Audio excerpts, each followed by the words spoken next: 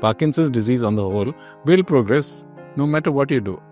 DBS will not work when the medicines don't work. And you have to do DBS early.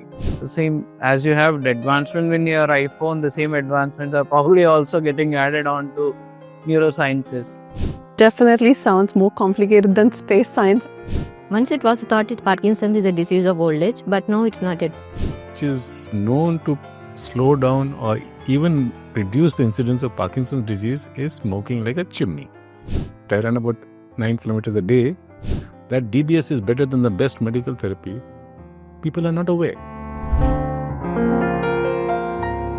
So, welcome to the program, doctors, and it's great to have you here. Hello, I'm Dr. Rupam Borgohain, former professor of neurology from the Nizam Institute of Medical Sciences, currently heading the unit here, which is the PDMDRC. This is the Parkinson's Disease and Movement Disorder Research Center at the Yashoda Hospital, High-Tech City. So, I have been doing DBSs since 2000, and we, in the last 25 years or so, we have done around more than 1,000 patients of DBS. This is a game-changing therapy, and for this, the patient, the family, and the doctors all end up being much happier because of the improvement that we see. Hi, I'm Dr. Rukmini. I am Director of Parkinson's Disease and Movement Disorder Research Center at Yashoda Hospitals. Hello, I'm Dr. Rajesh Alugolu. I'm a consultant neurosurgeon. I'm a clinical director at PDMDRC, which stands for Parkinson's Disease and Movement Disorders Center.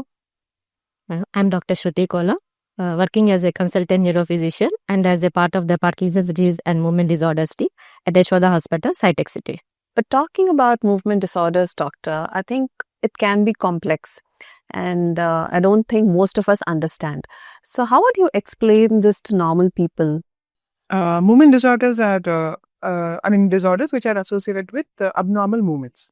So, any person needs to do a lot of movement in their day-to-day activities with their hands, with their legs, to just perform their normal activity. So, you can divide movement disorders into specifically two categories, where the movements are reduced compared to normal, or the movements are increased compared to normal. These are abnormal movements, not under the voluntary control of the patient. So they just happen involuntarily. What has happened very fascinatingly is that the hyperkinetic movement disorders were easier to treat using botulinum toxin. And it was DBS which actually started taking care of the hypokinetic movements that we saw in case of Parkinson's disease.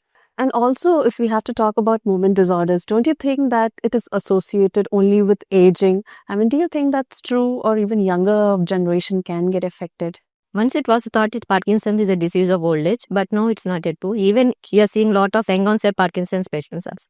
So, do you think the movement disorders are associated only with genes or genetic makeup, or are there any things which are contributing to this? Movement disorders can be caused by infections. It can be caused by autoimmune diseases or allergic reactions. It can be caused by trauma or structural damage to the brain. Sometimes you can have a tumor which can actually predispose it to a movement disorder.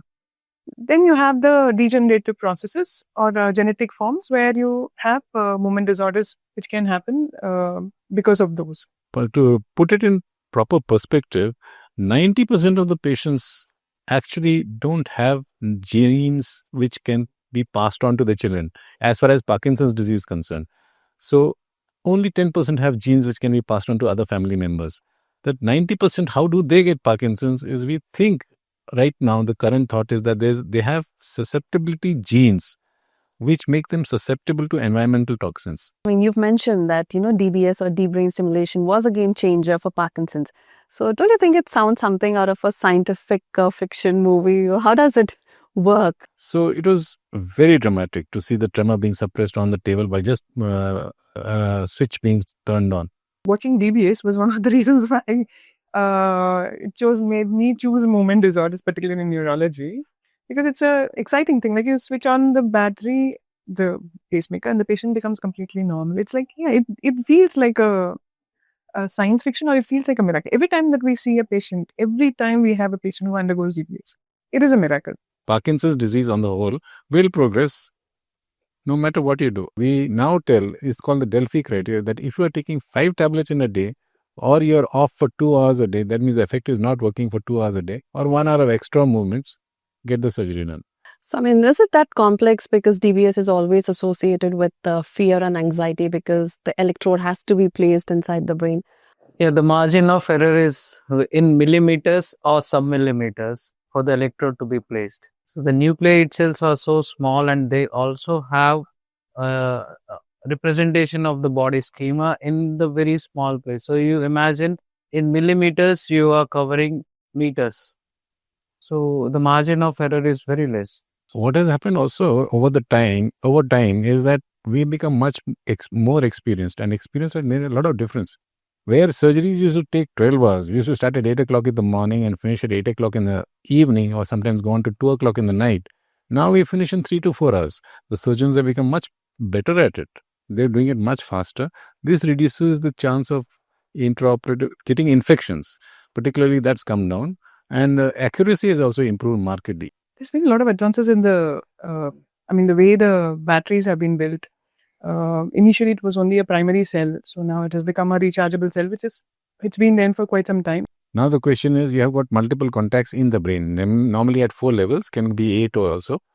And which is the best level? They are looking at what Dr. Rukmini said, the local field potential. So if you get a good beta wave, you think that's the best. But the problem is the beta wave is not seen in all the patients. It's seen about 70 to 80% of the patients, if you're lucky. And that is supposed to regulate the output. So if it is not there, then you have to work on your good old methods of doing what we do before. Stimulate and see the response. It definitely sounds more complicated than space science, I guess. If you are as a focused team doing it regularly on a regular basis, same people, same persons doing it, then what happens is, okay, you add on to the knowledge that you have gained in the previous case. The same as you have the advancement in your iPhone, the same advancements are probably also getting added on to neurosciences. So it is basically overall developed. So can you share a patient success story which has a profound impact, especially after DBS? And this was a patient who had a abnormal side effect because of the medication. It's called as impulse control disorders, and it can lead to states like they can gamble, or they can have hypersexuality, they can do some abnormal things, they can have excessive spending, excessive eating.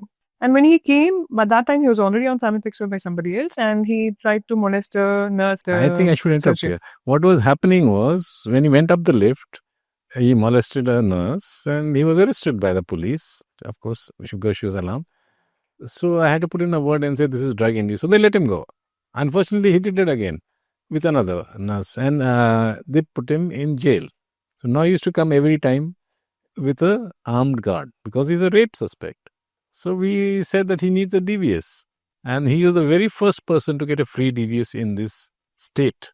So do you think, are there any lifestyle changes that, we all could take up, or especially people with movement disorders can take up to prevent disability? Yeah, there are many lifestyle changes are there to not to prevent the Parkinson's disease, like physical activity. They have to do walking, like simple exercises.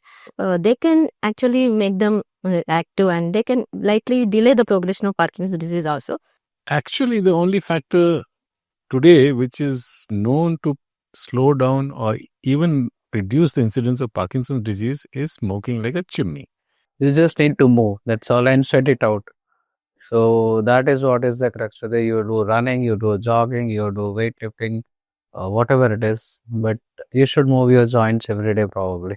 So I think that's what keeps Dr. Rupam youngest of all. Oh, so wow, what's your secret to a healthy life, Dr. Rupam? That's a good one. There are two parts of you, your brain and your body. So your brain you take care of by being with your colleagues and interacting with them.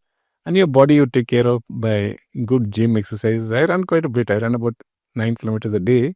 So are there any common myths that you usually come across that you would like to clear as far as DBS or Parkinson's is concerned? Many people have a myth that if you get a DBS done, that is the only thing that they have to do. They may not need any more further medications, and their disease is not going to progress. Or this electrode what we have put is going to produce dopamine in their brain.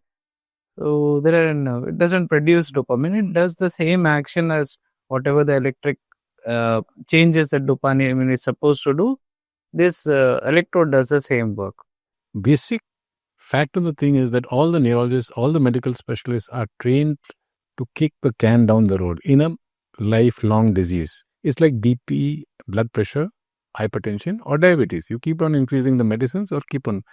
Our inbuilt mechanism for Parkinson's is the same. We keep on increasing the medicine.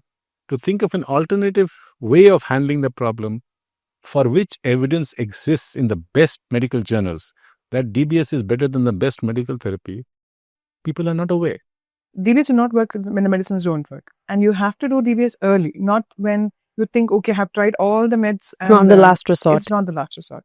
So put it simply, you can say that if you want to enjoy your own house, better build it when you're young. So the bottom line is don't wait for the retirement, just enjoy your life. You don't need to retire.